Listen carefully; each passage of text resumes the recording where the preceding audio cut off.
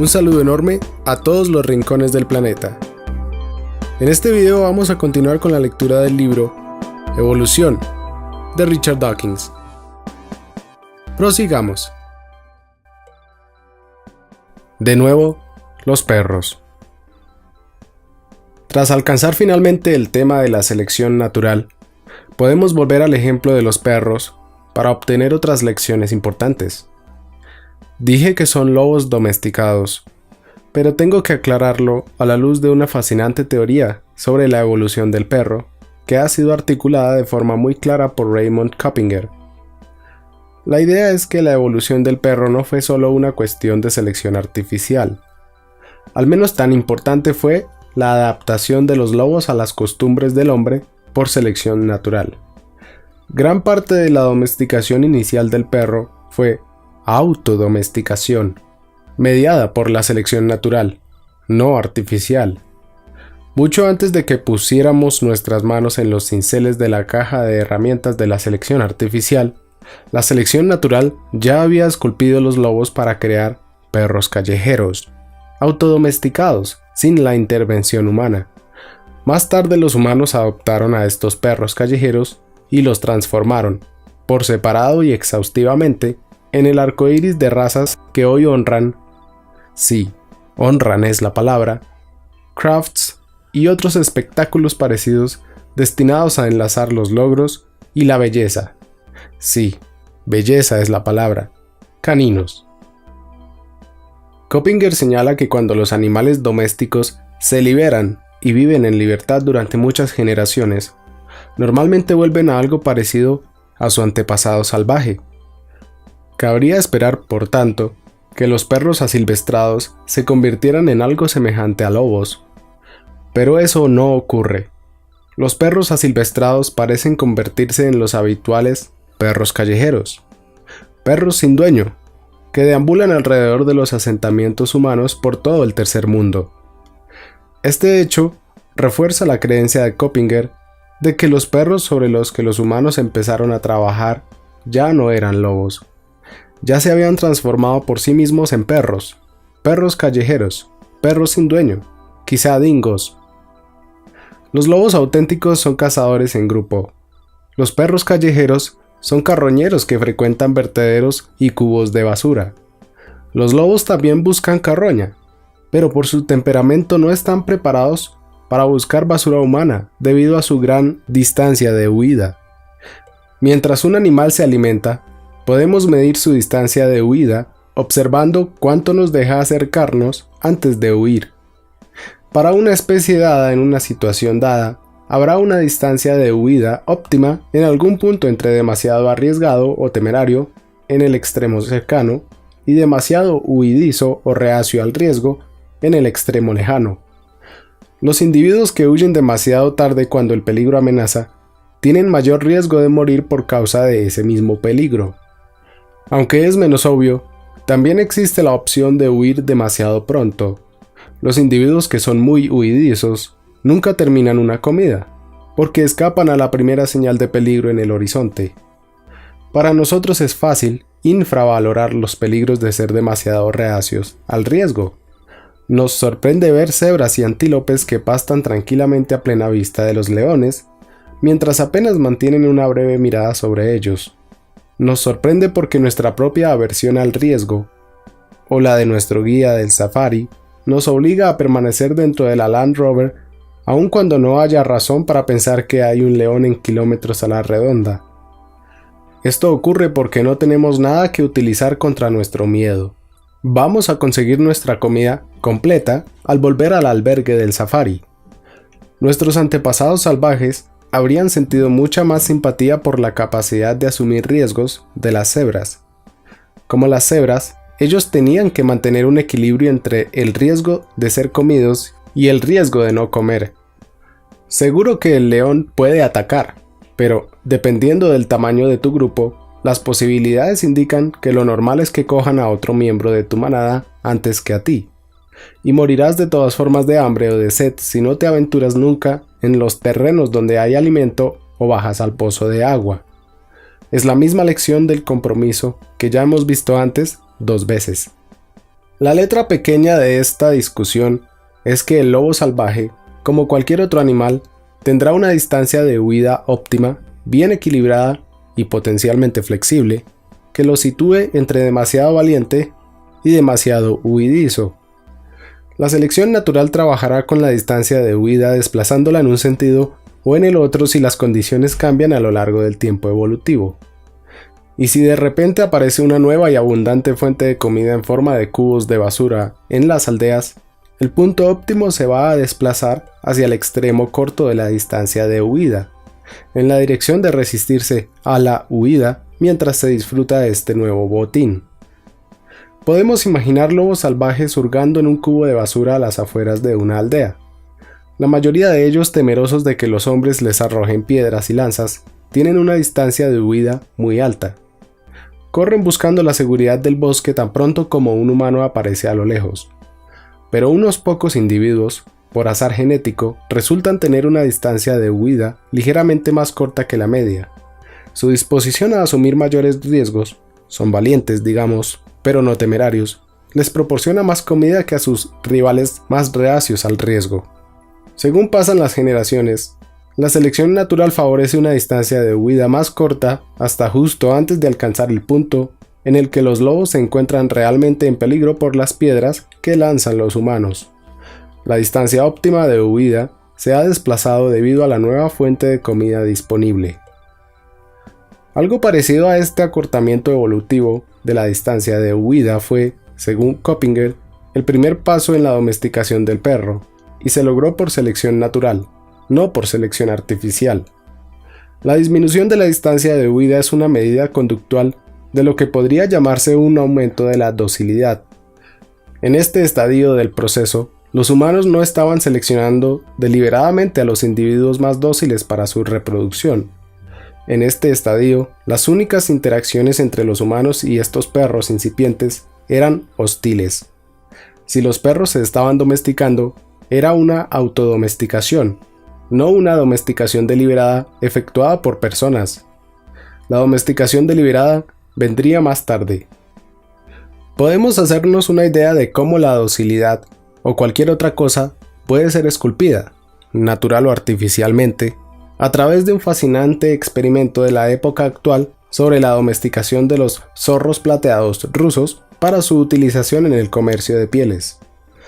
Es doblemente interesante por las lecciones que nos enseña, al margen de lo que Darwin sabía sobre el proceso de domesticación, sobre los efectos colaterales de la cría selectiva y sobre el parecido que Darwin comprendía bien entre la selección artificial y la natural. El zorro plateado es solo una variante de color, valorada por su preciosa piel, del familiar zorro rojo, Vulpes vulpes. El genetista ruso Dmitry Belayev había sido contratado para dirigir una granja de zorros en los años 50. Más tarde fue despedido porque su genética científica chocaba con la ideología anticientífica de Lysenko, el biólogo charlatán que se las arregló para convencer a Stalin y hacerse con el control, arruinando toda la genética y la agricultura soviéticas durante unos 20 años. Belayev mantuvo su pasión por los zorros y por la verdadera genética, al margen de Lysenko, y pudo más tarde retomar sus estudios en ambos campos como director del Instituto de Genética en Siberia. Los zorros salvajes son delicados de manejar, y Belayev decidió deliberadamente criarlos selectivamente para hacerlos más dóciles. Como cualquier otro criador de animales o plantas de su época, el método era explotar la variación natural, la ingeniería genética de nuestros días, y elegir para criar a aquellos machos y hembras que estuvieran más cerca del ideal que buscaba. Al seleccionar la docilidad, Belayev podría haber elegido cruzar aquellos individuos que le resultasen más atractivos o que le miraran con expresiones faciales más cariñosas. Eso podría haber tenido el efecto deseado sobre la docilidad de generaciones futuras. Sin embargo, fue más sistemático y utilizó una medida que se acercaba mucho a la distancia de huida que mencioné en relación con los lobos salvajes, pero adaptada a los cachorros. Belayev y sus colegas, y sucesores ya que el programa experimental continuó después de su muerte, Sometieron a los cachorros de zorro a pruebas estandarizadas en las que un investigador ofrecía a un cachorro comida en la mano mientras intentaba cogerlo y acariciarlo. Los cachorros fueron clasificados en 3 categorías. Los cachorros de la clase 3 eran aquellos que huían o mordían a la persona. Los cachorros de la clase 2 se dejaban tocar, pero no mostraban una respuesta positiva hacia los investigadores. Los cachorros de la clase 1, los más dóciles, se aproximaban a los cuidadores moviendo sus colas y gimoteando. Cuando los cachorros crecían, los investigadores apareaban sistemáticamente solo a los de esta clase. Después de solo 6 generaciones de esta cría selectiva por docilidad, los zorros habían cambiado tanto que los investigadores se sintieron obligados a crear una nueva categoría, la clase élite domesticada, que estaba ávida de establecer contacto con los humanos, lloriqueando para atraer la atención y olisqueando y lamiendo como perros a los cuidadores. Después de 10 generaciones de cría selectiva, el 18% pertenecía a la élite. Tras 20 generaciones, el 35%. Y pasadas entre 30 y 35 generaciones, los individuos de la élite domesticada constituían entre el 70 y el 80% de la población experimental. Estos resultados quizá no sean demasiado sorprendentes, excepto por la espectacular magnitud y velocidad del efecto. 35 generaciones pasarían inadvertidas para la escala geológica de tiempo. Sin embargo, aún más interesantes son los efectos colaterales inesperados de la cría selectiva para la docilidad. Son realmente fascinantes y ciertamente no previstos. Darwin, el amante de los perros, estaría encantado. Los zorros dóciles no solo se comportaban como perros domésticos, sino que se parecían a ellos. Perdieron su pelaje de zorro y adquirieron un moteado blanco y negro, como los border collies. Sus agudas orejas de zorro fueron reemplazadas por orejas caídas de perro. Sus colas se curvaron hacia arriba en la punta, como las de un perro, en lugar de inclinarse hacia abajo como la cola típica de un zorro. Las hembras entraban en celo cada 6 meses, como las perras, y no una vez al año, como las zorras. Según Belayev, incluso sonaban como perros. Estas características caninas eran efectos colaterales. Belayev y su equipo no los buscaban deliberadamente, solo buscaban la docilidad. Esas otras características de perro parecían venir agarradas a los faldones de los genes de la docilidad. Esto no sorprende a los genetistas. Ellos reconocen un fenómeno muy difundido llamado pleiotropía, por el que los genes tienen más de un efecto, aparentemente no conectados. La clave está en la palabra aparentemente. El desarrollo embrionario es un asunto complicado. Cuanto más aprendemos de los detalles, ese aparentemente no conectados se convierte en conectados por una ruta que ahora entendemos, pero que no entendíamos antes. Presumiblemente, los genes de las orejas caídas y las capas moteadas están pleitrópicamente ligados a los genes de la docilidad, en los zorros y en los perros. Esto ilustra un punto importante sobre la evolución. Cuando observamos una característica de un animal y nos preguntamos cuál es su valor darwiniano de supervivencia, podemos estar haciendo la pregunta equivocada. Podría ser que la característica que hemos elegido no sea la que importa. Puede haber llegado arrastrada en la evolución por alguna otra característica a la que estuviera pleitrópicamente ligada. La evolución del perro, por tanto, y si Coppinger está en lo cierto, no es solo una cuestión de selección artificial, sino una complicada mezcla de selección natural, que predominó en las primeras etapas de la domesticación, y selección artificial, que apareció en escena más recientemente. La transición habría sido fluida, lo que de nuevo enfatiza la similitud, tal como Darwin reconoció, entre la selección artificial y la selección natural. De nuevo, las flores. Trasladémonos ahora, en la tercera de nuestras incursiones en la selección natural, a las flores y los polinizadores, y veamos algo del poder de la selección natural dirigiendo la evolución. La biología de la polinización nos proporciona algunos hechos asombrosos, y el punto más admirable se alcanza con las orquídeas. No sorprende que Darwin fuese tan entusiasta de ellas. No sorprende tampoco que escribiera el libro que mencioné. Algunas orquídeas, como las de Madagascar, que encontramos antes, producen néctar, pero otras han dado con una forma de sortear los costes de alimentar a los polinizadores, engañándolos. Hay orquídeas que se parecen a abejas hembra, o moscas, o avispas, lo suficiente como para engañar a los machos para que intenten copular con ellas. Cuanto más se parezcan a las hembras de una especie de insectos, mejor servirán los machos de esa especie como balas mágicas, yendo de flor en flor de una sola especie de orquídeas. Incluso si la orquídea se parece a una abeja cualquiera, en lugar de a una especie concreta de abeja, las abejas a las que engañe servirán de balas bastante mágicas.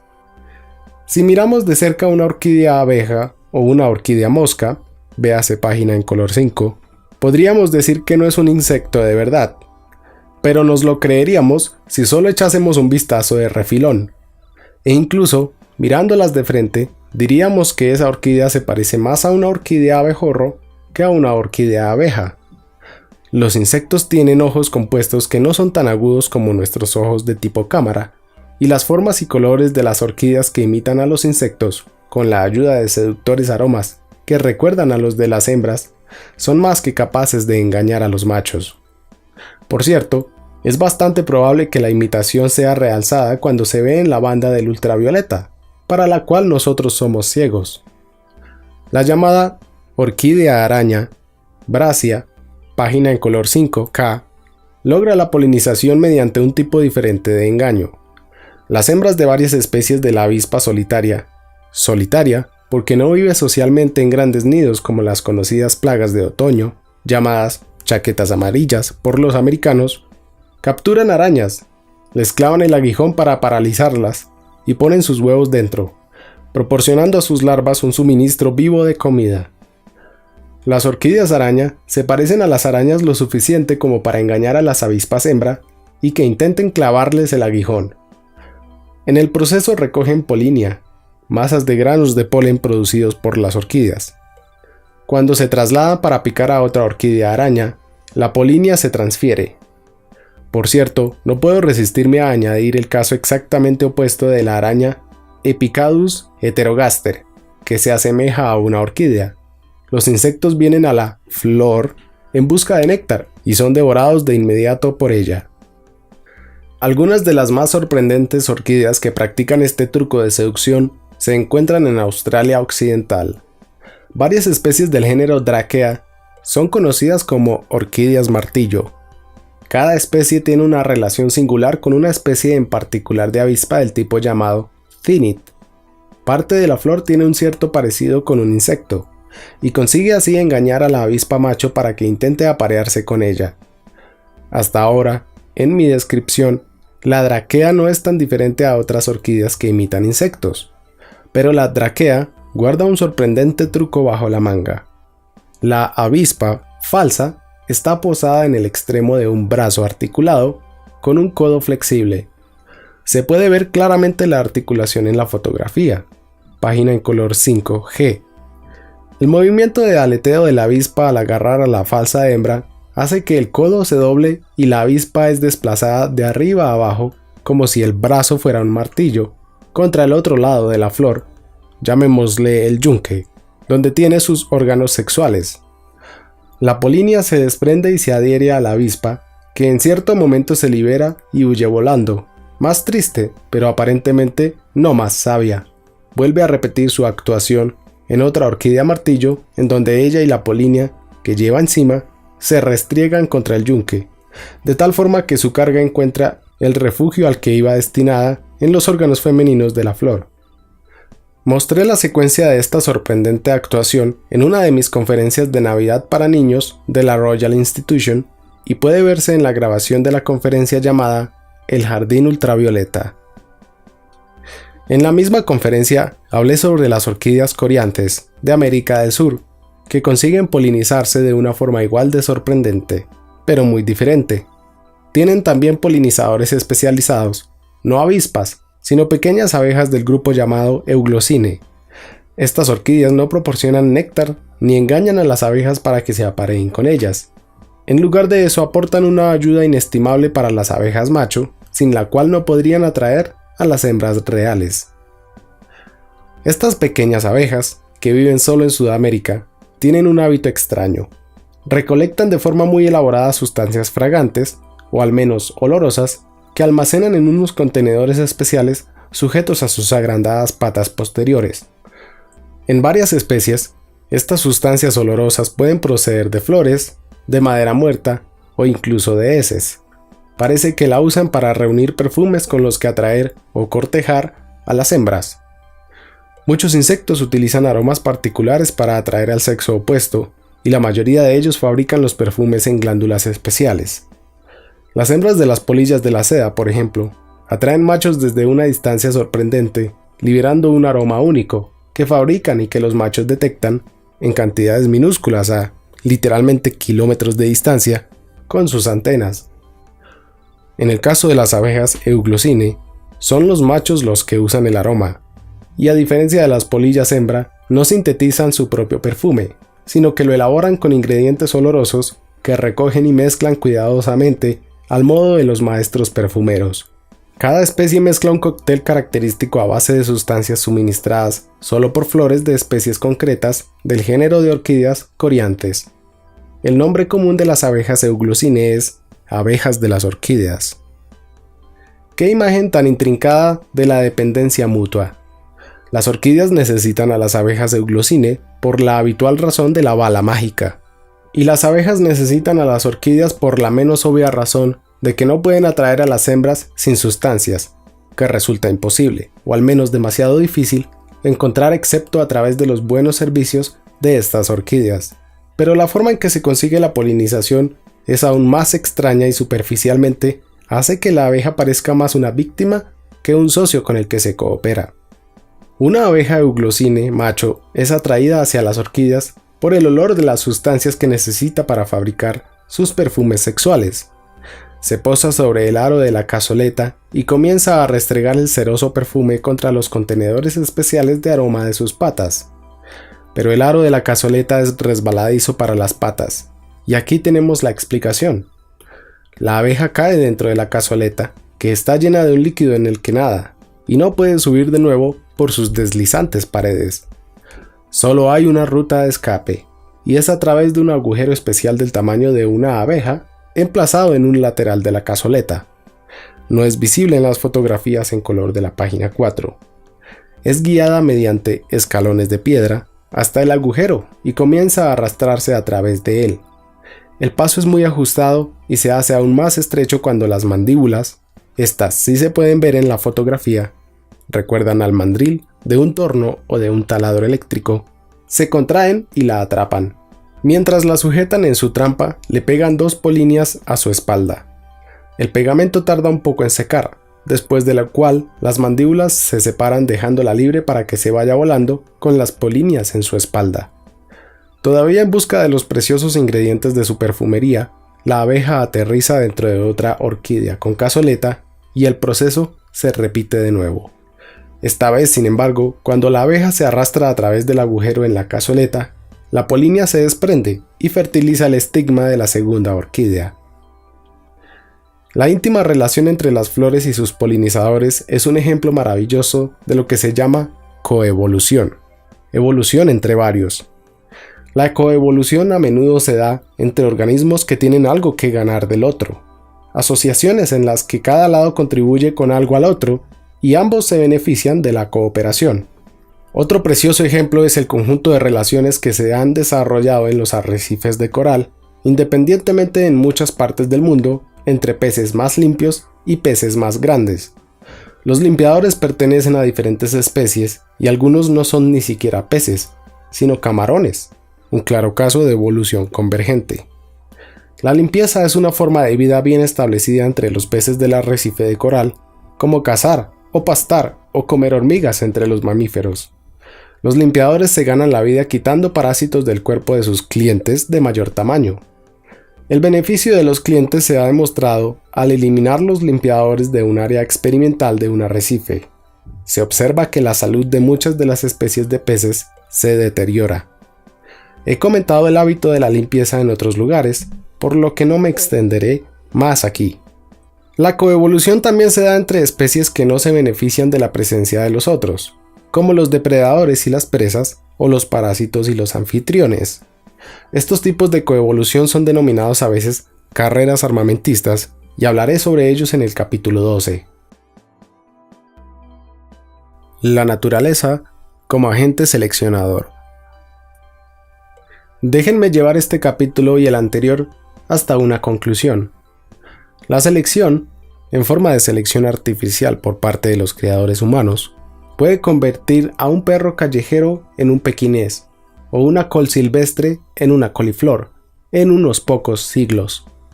La diferencia entre dos razas cualquiera de perros nos da una idea aproximada del cambio evolutivo que se puede conseguir en menos de un milenio. La siguiente cuestión que cabría preguntarse es: ¿de cuántos milenios disponemos para explicar toda la historia de la vida? Si imaginamos la cantidad de diferencias que separan a un perro callejero de un pequinés, para las que solo hicieron falta unos pocos siglos de evolución, ¿cuánto más tiempo nos separa a nosotros del principio de la evolución, o digamos, del comienzo de los mamíferos, o del momento en que los peces se desplazaron a la Tierra? La respuesta es que la vida comenzó no hace unos siglos, sino hace decenas de millones de años. La edad medida de nuestro planeta es de unos 4.600 millones de años, o de unos 46 millones de siglos. El tiempo que ha pasado desde que el antepasado común de todos los mamíferos actuales caminó sobre la Tierra es de unos 2 millones de siglos. Un siglo nos parece mucho tiempo. ¿Podemos imaginar 2 millones de siglos desde el principio hasta el final? El tiempo que ha pasado desde que nuestros primeros antepasados se arrastraron fuera del agua hasta la Tierra es de unos 3,5 millones de siglos. Dicho de otra forma, unas 20.000 veces el tiempo que tardaron en hacerse todas las razas diferentes, realmente diferentes, de perros, desde el antepasado común que comparten. Trate de representar en su cabeza una imagen aproximada de las diferencias que hay entre un pequinés y un perro callejero. No estamos hablando aquí de medidas precisas. Daría lo mismo pensar en las diferencias entre una raza cualquiera de perro y otra, porque en promedio se ha forjado el doble de cambio por selección artificial desde el antepasado común. Mantengamos en mente el orden de este cambio evolutivo y luego extrapolemos 20.000 veces esa distancia hacia el pasado. No resulta difícil aceptar que la evolución podría conseguir la cantidad de cambio que requiere transformar un pez en un humano. Pero todo esto presupone que conocemos la edad de la Tierra y de varios puntos estratégicos en el registro fósil. Este es un libro sobre evidencias, por lo que no puedo solo dar fechas, sino que debo justificarlas. ¿Cómo conocemos realmente la edad de una roca concreta? ¿Cómo conocemos la edad de un fósil? ¿Cómo conocemos la edad de la Tierra? ¿Cómo, ya que estamos, sabemos la edad del universo? Necesitamos relojes, y los relojes son el tema del siguiente capítulo. Y hasta aquí este video. Si te ha gustado, dale me gusta, comparte con tus amigos y deja un comentario. Si quieres más, suscríbete. Adiós.